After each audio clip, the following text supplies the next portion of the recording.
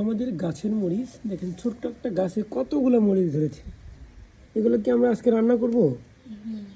তরকারি রান্না করার জন্য আমাদের গাছ থেকে মরিচ তোলা হচ্ছে।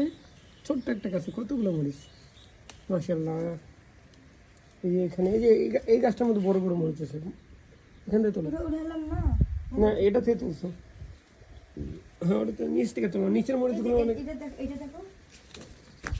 এটা দেখো, এই যে এই গাছটার মধ্যে দেখেন পাতা নাই, মরিচ দিয়ে ভরা, বিশাল বড় বড় মরিচ।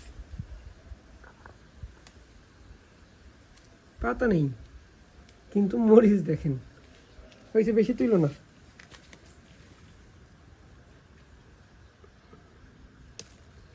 সকালবেলা একটু বৃষ্টি হয়েছে তো গাছগুলোর মধ্যে সুন্দর পানির ফোঁটা।